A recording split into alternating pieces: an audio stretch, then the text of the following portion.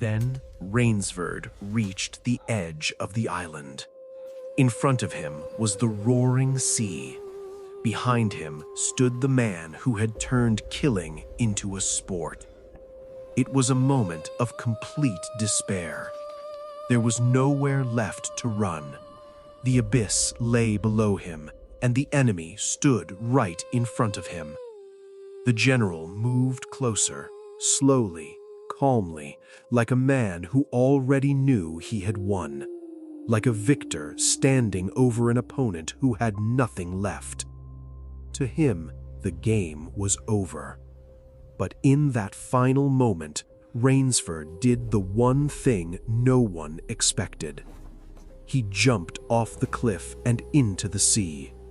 He disappeared into the darkness and the waves, and the general, after looking down and seeing the water swallow him, assumed the sea had finished what the game had started.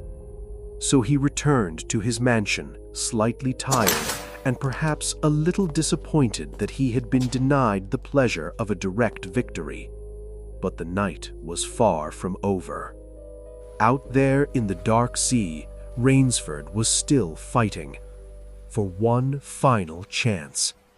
He swam silently around the island in one of the most desperate and dangerous moments of his life. He was no longer running. He was coming back.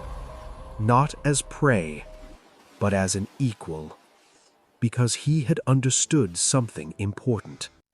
Real survival does not come from hiding. It comes from ending the game itself.